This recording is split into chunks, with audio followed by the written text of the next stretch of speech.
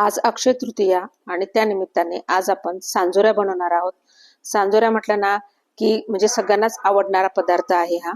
आणि नेहमीच अक्षय तृतीया आली की आपण पुरणपोळ्या तर करतो. पण ह्यावेळेस मी म्हटलं की चला जरा सांजोऱ्या करूया. कारण खूप दिवस झाले सांजोऱ्या काही खाल्लेल्या नाहीये. कारण लहानपणीची ही जी आठवण आहे.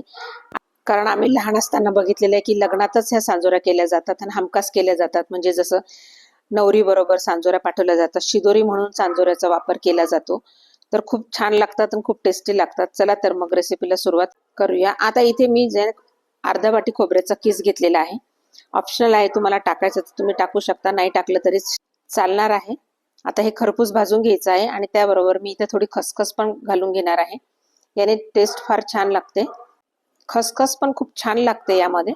तर ती पण अगदी आपण थोडीशी भाजून घेणार आहोत, जास्त वेळ नाही लागत आणि ती काढून घ्यायची आहे आपल्याला. आता इथे मी बारीक रवा घेतलेला आहे.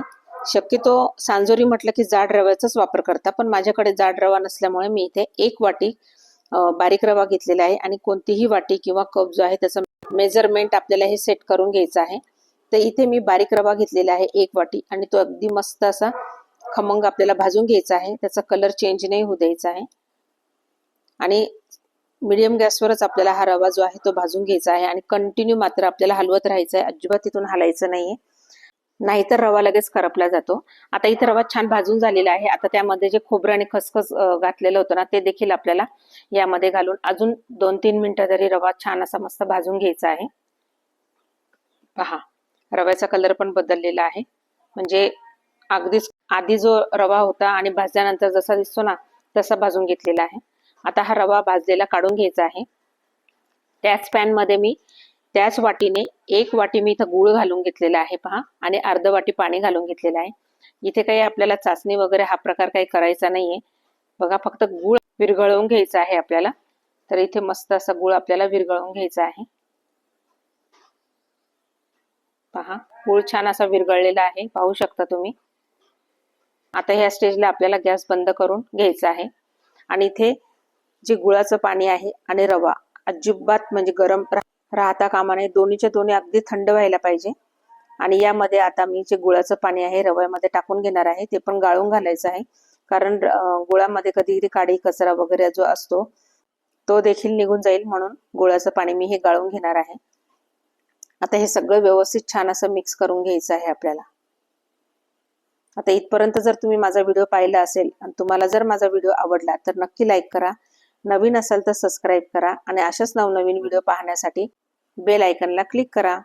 चला, आता इथे रवा पण बघा मस्त असा आपल्याला 7 ते 8 भिजत ठेवायचा आहे. आणि 7 ते 8 तासानंतर मात्र हा रवा खालीवर करून मस्त त्याच्यामध्ये जायफळची पूड घालून घ्यायची आहे.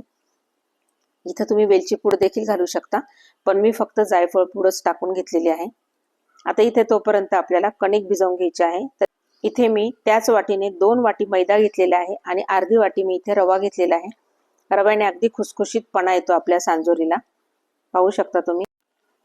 आणि आता इथे चवीनुसार आपल्याला थोडंसं मीठ घालून घ्यायचं आहे. आता इथे मी कडकडीत 3 ते 4 चमचे तेल अगदी कडकडीत गरम करून घेतलेलं आहे आणि ते यावर आपल्याला घालून घ्यायचं आहे. याने काय होईल, आपल्या ज्या सांजोऱ्या आहे त्या मस्त अशा खुसखुशीत तयार होतील. आता हे सगळं आपल्याला चमच्याने मिक्स करून घ्यायचं आहे, कारण तेल खूप गरम आहे. आणि त्यानंतर मात्र आपल्याला हाताने हे सगळं व्यवस्थित असं मस्त मिक्स करून घ्यायचं आहे. सगळ्या पिठाला हे तेल लागलं पाहिजे, पहा.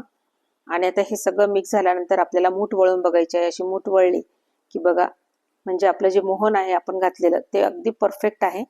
आता या स्टेजला आपल्याला अगदी थोडं थोडं पाणी घालून आपल्याला ही कणिक जी आहे ती भिजवून घ्यायची आहे. अगदी घट्ट गोळा करून घ्यायचा आहे आपल्याला, अजिबात सैल ठेवायचा नाहीये. तर मी अशा प्रकारे ही कणिक जी आहे ती भिजवून घेणार आहे. छान मस्त इथे आता व्हिडिओ दाखवल्याप्रमाणे घट्ट गोळा असा मस्त भिजून झालेला आहे. तर याला आपल्याला 5 ते 7 मिनिटं किंवा 15 मिनिटं बाजूला जरी ठेवलं तरी छान असा आपला हा गोळा जो आहे, कणिक जी आहे भिजणार आहे. बघा, आता 15 मिनिटानंतर मी ही कणिक घेतलेली आहे, एकदम छान आणि मस्त अशी भिजले गेलेली आहे. ही व्यवस्थित आपल्याला एकसार करून घ्यायची आहे अशी. आणि आता याचे छोटे छोटे आपल्याला लाट्या तयार करून घ्यायच्या आहे. तर इथे मम्मी लाट्या तयार करून घेणार आहे.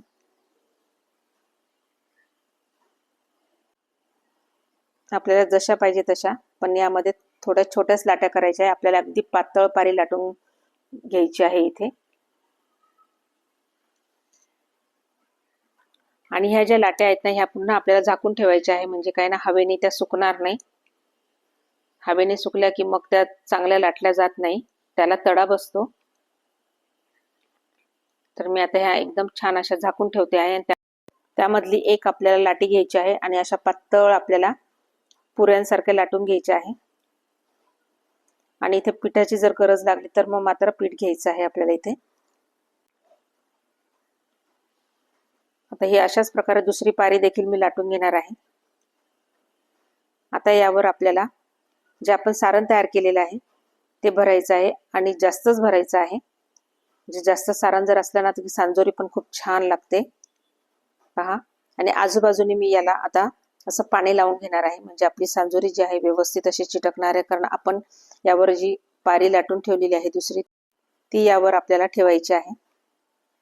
तर दुसरी पारी मी यावर ठेवून घेणार आहे आणि ती व्यवस्थित आपल्याला प्रेस करून घ्यायची आहे, साईडनी दाबून घ्यायची आहे. आणि आपल्याला ज्या आकारात पाहिजे ते झाकण किंवा जे तुमच्याकडे असेल वाटी वगैरे त्याच्याने कट करून घ्यायचं आहे.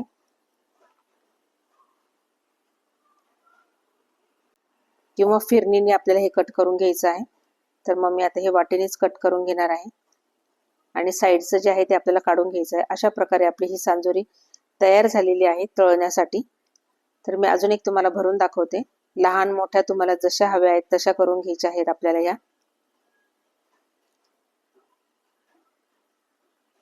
तर ही दुसरी सांजोरी पण अशीच तयार करायची आहे आपल्याला.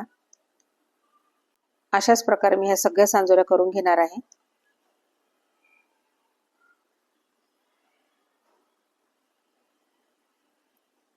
पहा, ही पण मस्त अगदी छान झालेली आहे.